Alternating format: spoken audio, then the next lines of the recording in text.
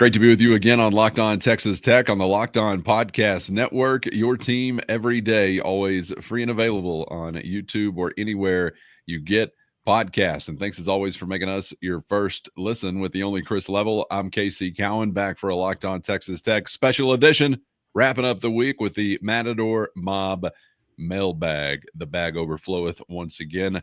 We got a variety of subjects to jump into on today's show, Chris. Talk of the future, of course, with a few specific programs, but big picture-wise as it relates to college sports. Had a mention of a super conference in the mailbag this week. That's always exciting. We'll get to that question. Also, some news in tandem with questions this week about Texas Tech's basketball schedule, specifically the non-conference portion that we'll dive into, making plans to be Illinois-bound now in the near future. We'll get into that. But I want to kick off the conversation, of course, with something that's occupying a lot of Red Raider attention this week, and that is the pursuit of Jerry Glasgow and the Red Raider softball program of the ultimate prize. And as we're talking about Coach Glasgow becoming a vibe in West Texas, you mentioned that this week. He's certainly a fan favorite now and someone that really fits into what I think most would feel like is the identity of this place, the 806 and this region. So really admiration and respect growing seemingly by the minute, by the hour for Jerry Glasgow, right? Easily a fan favorite at this point. And Monty was asking about retracing some steps back to the beginning and sort of the origin point of how do you feel like Coach Glasgow became identified as a Texas Tech target? Matt was also asking about just the turn of events and the sequence of what we saw with that program, with the previous head coach leaving to take an assistant job, and whether or not there was this motivation or, the financial resource that decided to step up prior to that, or did that add some fuel to the fire? What do you know? What's your feel for kind of the beginning of this that led us to having Jerry Glasgow, thankfully, as a West Texan? Yeah, I think, some of this Tech gets credit for. Some of this is just lucky timing, and it's just kind of this perfect storm. Okay, so Coach Schneider was here the two previous seasons, and I think had actually done a pretty good job. I think they had been decent. I think that people were pleased with the trajectory of the way the program was going. I think the reason that he left to take a job at the University of Tennessee almost as a demotion, maybe with the chance to be like the coach in waiting type scenario. Whether I don't think that's written in paper, but maybe that was kind of his thought. Like, hey, I'll just go there, and if they're paying me about the same, I'll hopefully maybe I can take over at Tennessee, which they were also in the World Series this year. I think there was a component of, at least this is the way that this was portrayed out publicly when all this happened, and I didn't follow it closely, so I'm not your complete expert here. Okay, I just will say that point blank, but I believe that his preference was, Coach Snyder was, I want my wife to be on the staff, and she wants to coach, and some of that kind of talk. And I don't think that Texas Tech was necessarily wanting to go that route. And so there was this opportunity, and it's like, hey, you can either be the head coach here or go do that, but we're not really, I don't think we're on the same page with maybe what you're wanting to do. And anyway, that's kind of, I think he did a good job, but I think you're obviously in a much better spot now, and I'd love to know his thoughts. Seeing where, like, dang, man, what happened? Like, where was all this whenever I was here? So and then with Coach Glasgow, I think there was this. I think he did a decent job of kind of explaining his scenario with the powers that be, and when he kind of, to some it may have been an abrupt departure. I think his bosses were in the loop. I don't know. I can't pretend to know how well he informed players or the program of what was going on when it was happening, and You're and talking all about this stuff. Glasgow or No, I'm, Snyder? I'm talking about Snyder. Okay. So anyway, long story short, he's out, and then you end up having to go find a new coach, and maybe when you weren't necessarily planning on having to do this. And I think they put a little bit of a committee together. I think there was some interest, not as much interest as you would have hoped, but I think Coach Glasgow, because this is when you really find out about your job, right? And that's why I say that you're a bit lucky here, because the softball job had been a turnstile. There'd been a variety of coaches over the last 10 to 12 years, and they haven't exactly lit it up. I mean, what were they, like 8-16 in the Big 12 last year, I think is correct. So I think Coach Glasgow was obviously somebody that was interested, and I think the committee or the powers that be that were kind of trying to figure this out. I know he came up to Lubbock and it was an interview, and I think what they realized was this. I mean, and again, he had some success in Louisiana, but it's not a well-funded program. I think he was looking to take a next step and play on a bigger stage and in a better league with some more resources and all this stuff. Well, I think when Tech crosses paths with him, I think they realize this guy's like the Pied Piper of the softball world. Like, he's got all these kids that have played, and unfortunately the one had passed away, but he's coached, like travel ball. He knows everybody. He's just got a great knowledge of the sport in general, and with that comes recruiting ties and ties to players. And I don't know if at this point he's able to tell them, I'll bring these 5 players with me from Louisiana that had really good seasons last year, or if he's able to tell them, I know Nyjah Kennedy, I can get her here if you want her. I don't know where all that went, but eventually they got to that point. It's like, but then that now it comes to NIL. How good do y'all want to be? What are we talking here? We can make some things happen. And I think part of, if you're sitting here in the Tech chair and you're like, okay, in charge of hiring this guy, part of you's like, can he really do all this? And I'm sure that you're having to ask yourself some questions aloud, but that's the gist as I know it. I'm sure I've missed a myriad of details, but Things fell into place is what it sounds like in many different facets.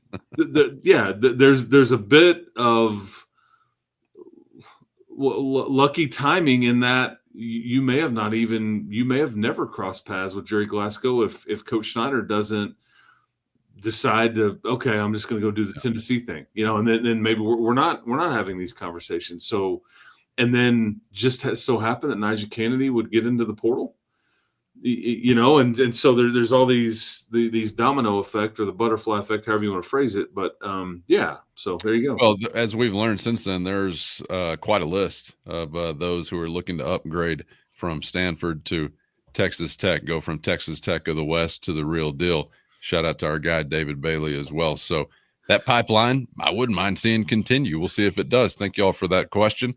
This one from Diane, switching subjects and getting to the men's basketball program that had some hoops news, or scheduling news, I should say, to share here this week. We'll get to that in just a second, but Diane's asking this question.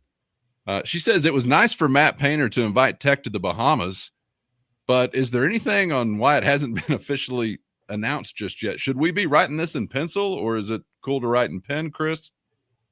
Yeah, I think it still needs to be in pencil until there's an official announcement by the tournament or by Texas Tech or whatever the case may be. Matt Painter seemed to be pretty confident with what he was saying. It makes sense because this fills a void that you have. So if it's not this, then it's something else. And the way that we've seen these other games scheduled, December the whatever and then November the whatever and all that Bahamas tournament kind of fits in a spot we haven't really heard anything else about. So there's enough dots to connect to where I think that you can start to go, okay, I'm buying into this. But again, I think it's important to note this hasn't been released by the school. This is just rumored at this point. It just so happens it's being rumored by the head coach of one of the top teams in the country that is speaking with direct knowledge, according to him, and he said it to Andy Katz, who works for the NCAA. So that's a pretty good source, I would say. Not bad. Yeah. So that's and again, it's a 2-day deal. It's a 4-team MTE at the resort, the Behren Morton, I think is maybe how I say it correctly, but it's a resort. I've been to Atlantis at the Bahamas many times, and this is the resort right next to it. And I say right next to it is in these resorts are massive, and it's just a short walk. It's just right. It's like when you're in Vegas on the Strip. It's like, man, we can walk it. And then next thing you know, you're like, dang, that hotel looked a lot closer when I was just eyeballing it. But man, there's a lot of steps. But that's how these resorts are. But they're essentially I'm sure depth perception is not being affected by anything at the time either. Touche. Just but Wake Forest one night, and then if you win it, you would play the winner of Memphis and Purdue. If you lose it, you would play the loser of the other game, is the way it looks on paper right now, or is heavily rumored. Let's just include it for the sake of this next question to keep it simple. First, today's episode brought to you by FanDuel, and the NBA playoffs are here, and FanDuel is giving new customers a great way to get in on all the action. Right now, when you join FanDuel and place your first $5 bet, you'll get $250 in bonus bets if your first bet hits. Plus, after the game tips off, you can even combine live prop bets into a same-game parlay for a chance to really win big. So don't miss out. Head to FanDuel.com and claim your $250 in bonus bets today. Just include it for the sake of this next question to keep it simple, because Vince and Lewis are both asking about the non-conference portion of the schedule at large. Now with the addition of a matchup with Illinois on the road that I believe will be returned back to Lubbock in the future. But they're asking about how you'd rank this basketball non-conference schedule, say in this recent era. We've had some challenging matchups here or there, but this has got its fair share, and maybe even more than in some years that aren't too far gone. What do you think? Yeah, again, part of this is that Bahamas scenario legit or not? If it is, as you said, for purposes of this conversation, I think that in some of it there's an unknown, because like if you were to play Duke, Illinois, and Purdue in this scenario, it's probably about as good as you have ever had, in that those three teams are top 10 or 15. I don't know if you've ever done that. And that's just maybe the luck of the draw, or maybe some years you had planned on playing teams that were going to be ranked better or whatever. They just not turn out to be, kind of like last year. I mean, in so many given years, you end up playing Syracuse, right? Well, this isn't the Syracuse of Carmelo Anthony, or from way back in the day, Ronnie Cycli, Sherman Douglas back in the day when I was watching those Big East boys. They were getting after Georgetown and all that stuff. So, but I think it has a chance to be a loaded non-conference. You will, again, some of that is just Purdue based, because they could realistically they're going to be 1 or 2 in the preseason, in my opinion. I think Duke is a top 10 team. Illinois is a top 20 team. And then you've got an LSU and you've got a Wake Forest. Wake Forest actually won 20-plus games last year. LSU was not very good. But it's an SEC team, and we know how many teams they sent to the NCAA tournament last year and all those things. So, and those are just your 5 juiced up games. There'll be some other savvy, difficult games I think you'll have at home that won't that us as podcasters or fans or broadcasters, whatever, we won't look at initially and go, "Ooh, that's going to be tough." But they will be particular about some of the home games that they bring in too, trying to test their team initially, like Sam Houston and some of those. Okay, thank you for that question. Jeff and Scott asking about the schedule as well, asking if the Illinois agreement is the one that you've been alluding to on some previous episodes, and are there any others, even if it's beyond this season, home non-conference wise, that we should be aware of as far as rumors go? This is the one that I was referring to. Yes. I just knew this would be, because this is a legit home and home. I mean, and again, let's hope it stays, that Brad Underwood stays put, and that everybody gets everybody gets their home game here. Because I think these are, with schools and leagues basically kind of deciding to go for the normal the normal conference schedule number, I think there was a time frame where people were thought, okay, you're going to start to see 20 or 22 game conference schedules. And I think what we're seeing with an expanded tournament and the like, and just the calendar, I think that you are seeing everybody settle on this like 18 type scenario, maybe kind of more of a norm. And I think with that, there puts more emphasis on what November and December looks like. And it's more of a spread out instead of, because I don't know if you remember this, Callan, as we were living through it, there was a lot of week-long gaps last year in November and December to where there wasn't just anything going on. But then as soon as you get, because like, I mean, JT Toppin's a prime example. I think he was like out for a month and missed 4 games is what it felt like, just because there was so much gap in the schedule that it's like you're playing 1 game a week, and he was like, yeah, we're gonna hold off, but he wasn't missing that many games. But I think this allows for more of a spread out. So point being is, I think you'll start to see more home and homes.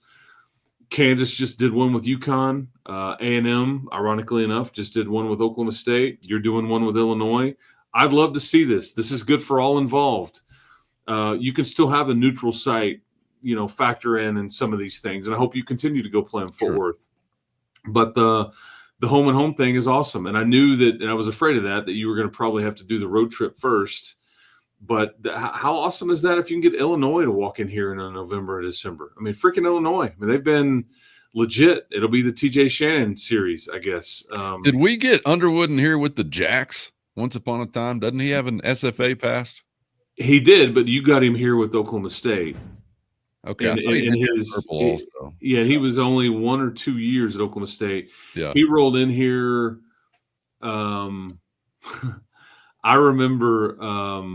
I remember he played you on a Saturday. This would have been like an 11 a.m. tip, like a really early one for a Saturday. It was either 11:30. And I'm walking out, I was doing the radio at the time, and I hear Beard kind of saying something to his team like, he had these dudes up here at 7 a.m. for shoot around. You think they're not ready to play? And I think they were struggling at the time. This was one of those years where I think Oklahoma State started out the league schedule like 0-6 or 0-7, and then before you know it, they're 8-8, and they went to the NCAA tournament. Yeah, and we were unfortunately a part of that turnaround because I think that they had won one, and I think they beat us by 15 or 20, and you could tell Beard could see it coming, trying to get his guys ready, and he's like, I mean, Underwood's a good coach, and he had them up here at 7 a.m. and you guys don't look like you're ready to play, and then when the game played out, it looked like they weren't ready to play. In Oklahoma State, there was just like this orange blur going on everywhere, and I think they won by 15 or 20. But yeah, so he's been in Lubbock before coaching an orange team. Boy, I'm sorry I asked about that. Yeah, I know. Yeah. But I remember that vividly. That's my bad, guys. My fault. That one's on me. We got a gang waiting for this name to be mentioned also. Thank y'all for that question. Greg, Scott, Gavin, Ben, Christopher, Dina, or possibly Deanna, or both. Joe, Ben Henschel, Matt, Frank, even Ben Henschel himself submitted a question this week about Ben Henschel. That name mean anything to you? An addendum to the question as well, Chris. Is June 15th a deadline we should be keeping in mind for any reason? I think that is my understanding, is that's when international players have until to pull their name out of the draft. So we're sitting here on June the 6th, the Friday, and he's still got another week and a half before he's got to make a decision. Anything that you see out there on the mock drafts, he's just not listed. I can't find him. I have seen him as like on a top 100 list as like 64th. There's only going to be about, let me just tell you right now, I think there will be, to be exact, there will be 59 players selected in this draft because the 60th pick is owned by the New York Knicks, and they have forfeited it for tampering with Jalen Brunson and that whole deal with the Mavericks several years ago. Okay, so he's on the fringe of not even being picked. And what ultimately will happen is that he's either going to get a guarantee from a team and his agent, or they're going to work out some deal like, I'll stay in the draft, but I need guaranteed, a commitment from somebody, and a team will say, we guarantee you that we will pick you at 44th or at whatever number that is, and we guarantee you that you'll make the team and that we're going to invest in you and all that stuff. Okay, just what it says, a guarantee. Most teams aren't willing to do this. There can't be anything binding there. So this is his agent or representation trusting. And again, a team can't offer this up and then not come through with it, or you're done in that world. Like, you can't operate that way. I'm sure you could, but not good business at all. And this happens all the time, whether it's first round or lottery or second round. All these guarantees happen all the time, and you'll see the word get mentioned on NBA draft night in mid to late June. I doubt that happens, and so at least the question, okay, what then? And he's got to go play somewhere, right? I mean, whether he's going back to Perth, whether he's coming to the States. I know, obviously, Florida, Kansas, and Texas Tech are most prominently mentioned. It is worth mentioning to you that as far as the NIL goes, I think this is worth pointing out to you that the judge has basically kicked the can down the road to where you won't hear a ruling on the House settlement until at least June the 27th. Why is that pertinent? Well, because he still falls under these current rules. And so anybody that's wanting to play old school Wild Wild West, Ben Henschel, if he's not in the draft or any other international or whatever, you'll be able to play ball there if you so choose. So we shall see. Yeah. All right, good to know. Thank you for that question. Switching gears here, heading over to the football program. Dustin asks, are we over or under 4.5 preseason first team all Big 12 selections for the Red Raiders? That is a healthy number. He says he's thinking over Bailey, Hunter, Rodriguez, Pollock, and Douglas. Would that be the most ever for Tech? You'd be nearing it, I think, if that was the case. 4.5, man, over and under preseason. Who are the names you just gave me? Bailey, Hunter, Rodriguez, Douglas, and who's the other one? Pollock. Yeah. Okay, so it is very difficult to project preseason teams now more than ever before, because you have to go off of big boards or draft status or whatever if it's a newcomer coming into a program, because everybody's got newcomers coming in, and some of them have reps, and some of them were group of 5 studs, some of them were studs at whatever, where there's the potential thing. I agree with the 5 names mentioned. I would also offer up 2 names that I think are legit all Big 12 top players. My problem here is you're not going to just see the all Big 12 teams in the preseason. There's not going to be just flooded with Texas Tech names. It doesn't take anything away from, because there's a lot of legit players in this league that either returning or transferred in. You weren't the only one adding. But the 5, I think you're dead on the 5 names. I love the list that you've put together, because I think you're dead on.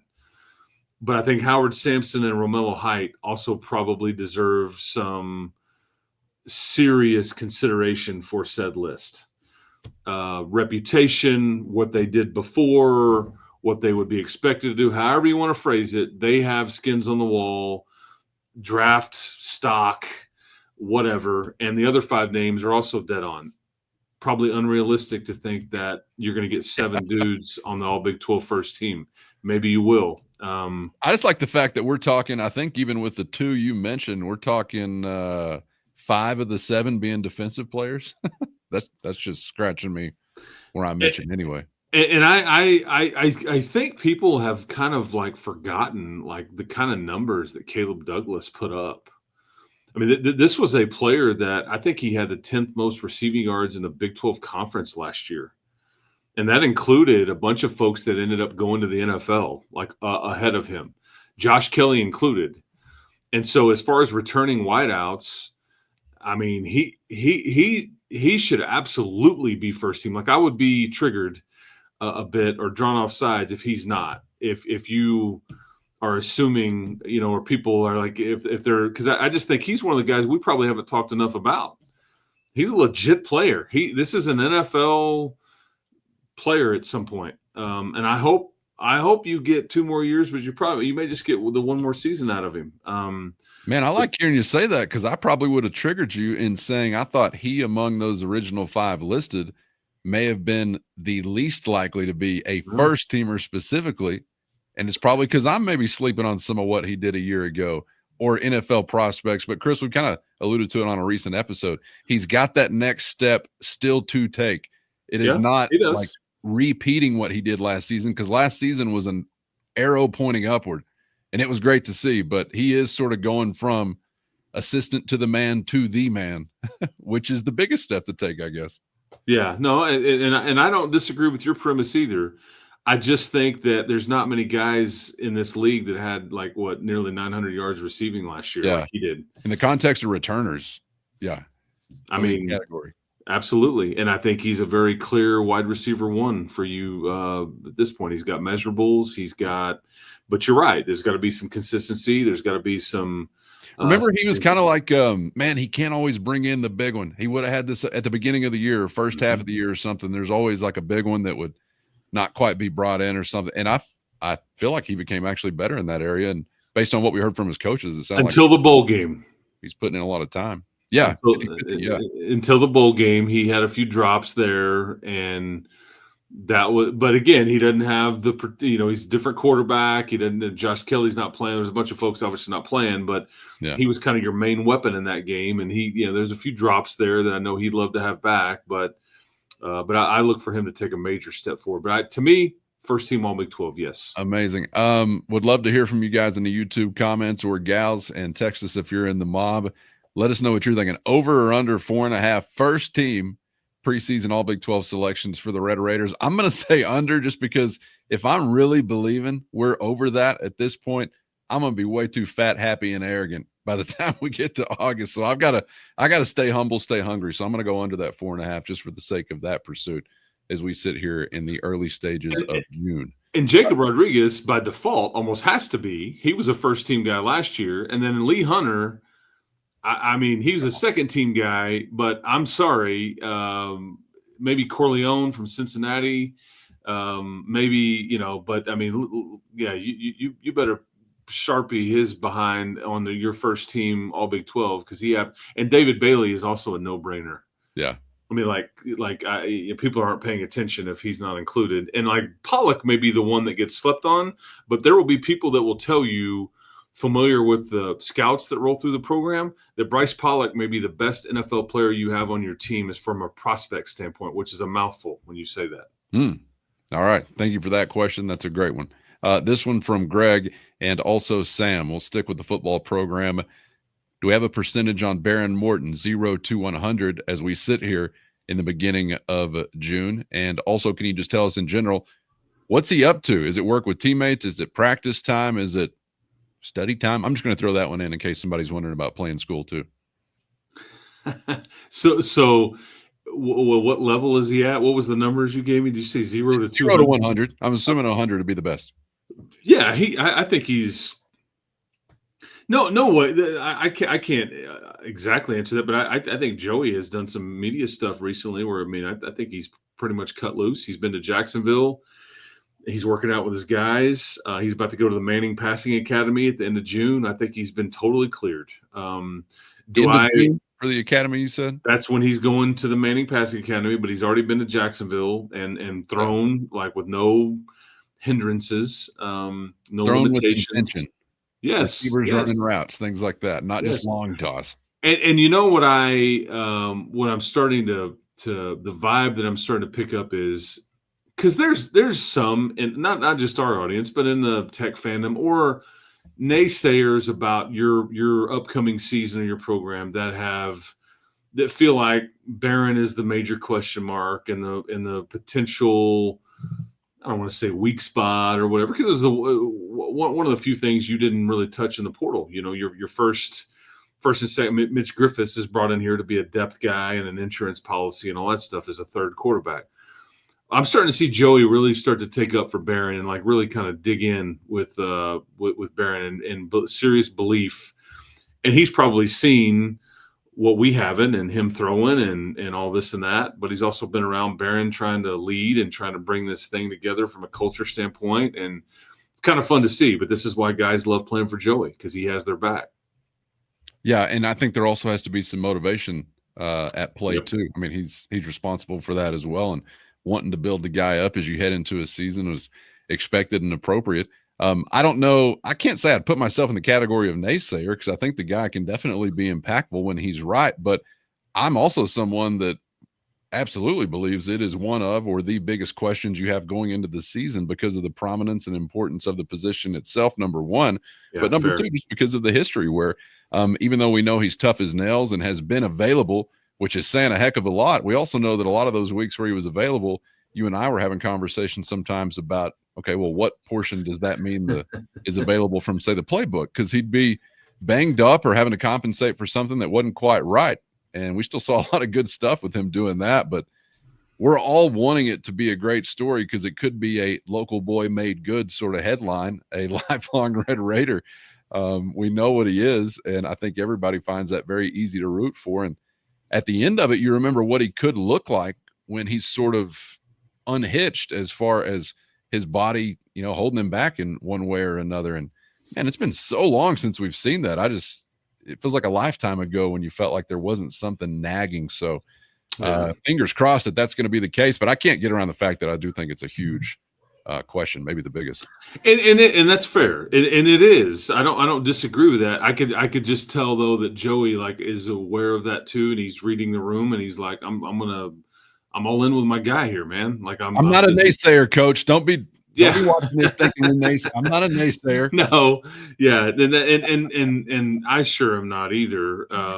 But I think it's very fair if you like want to look at, okay, because we've done these episodes where what are the questions still on this team? That's always going to be. But even if you had the surest of things, you would have a question going, is it still going to be the surest of things? Like here and now? I mean, we've had a decade plus where you can't keep a guy healthy at this position. So what's the depth look like there? Can you go win a big road game? And in this case, Beren's going to have to win a bunch of big road games, because that's really where the meat of your schedule comes, is all on the road. Yep. That's where the landmines are, other than BYU at home, and we'll see about Oklahoma State and Oregon State and some of the other folks that come in here. But most of the tricky ones are going to be away, Manhattan and Tempe and Morgantown and the like. All right, thank you for that question. This one from Ben, who wants a Texas Tech coaching Mount Rushmore. His goes Kitley, Leach, Marcia Sharp, Tim Tadlock.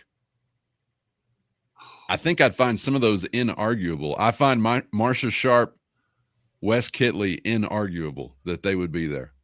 Got national championships in their cases. Tim Tadlock, in the neighborhood of that, often, repeatedly. Forget about 2025, but you know what I'm saying. Mike Leach, the most well-marketed Texas Tech football coach ever, and one of its most successful.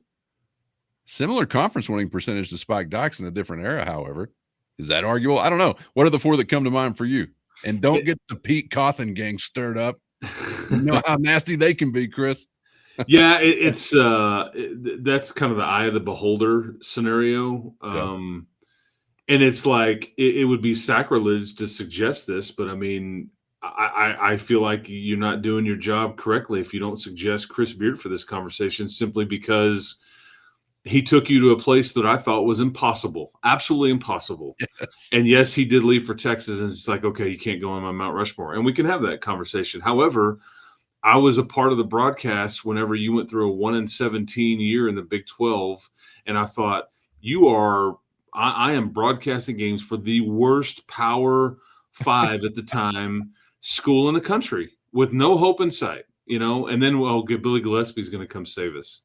No, it got worse. And I mean, or whatever, but so but again, Bob Knight, right? I mean, he was like one of the greatest coaches ever, and he brought you back from the dead, so to speak, and you did some things in the NCAA tournament. So that's it's kind of Wes Kitley, no brainer. I think Marcia Sharp, by virtue of the national championship, no brainer. And we even have a freeway. She's got a freeway. You can't argue with Yeah, that. and I think it's the Tim Tadlock thing. It's like I mean, when Larry Hayes was here, they would flirt with it. They would flirt with it. They would flirt with it. They could never get over the hump. And then Tim Tadlock kicked the door in after he replaced Dan Spencer. Is like, yeah, we're going to Omaha. And then they kind of made it a regular thing, almost to the point where everybody around here got spoiled. Like, yeah, this is what we do, man. This is sure we're going back, right? I don't have a problem with that. I think that if you get caught up into like recency bias, Yes. that works against Tim Tadlock, and it's hard not to have those feelings. And then with Mike, I mean, he created some of the best moments and identity for your entire institution, a style of football, so I think you're pretty much dead on with those four that you suggested. You know, it's all about each person's criteria. Yes. And what's most important to you. Wes Kitley cannot be argued. And if it can, and whatever your criteria is, change it. Because you got the wrong criteria. He's the one that can't be argued. And with all due respect to the Cal Seegers squad, we don't want to get those boys stirred up either. You know, we can trigger all kinds of different groups in the audience. So would love to hear from you on that as well in the YouTube comments, or shoot us a text if you're in the mob. All right. Thank you for that question. Onward. This one from Joe. What is the talk about continued funding for continued softball relevancy? And are there any thoughts on any big targets to have on our radar for the roster next year? But to hear the answer to that one, you're going to need to be a Matador Mob insider. So hit the show notes and find a link to a free 14-day trial. For those on the outside, this is where we leave you. Make sure you're subscribed on YouTube or anywhere you get podcasts so you don't miss a thing, and become a Matador Mobster today for less than a cup of coffee a month so you can get the full Mailbag experience next week. Have a great weekend, everybody. Chris, appreciate your time as always. Regulation style, we are on to the OT, my man. Hey, man, appreciate it. Keep hope alive, everybody. Enjoy the weekend, and we'll be back next week. Can't wait. Thanks so much for being out there. Again, get subscribed on YouTube or anywhere you get podcasts so you never miss an episode. For Chris, I'm Casey. Thanks as always for the time, and we hope to see you back for the next round on Locked On Texas Tech.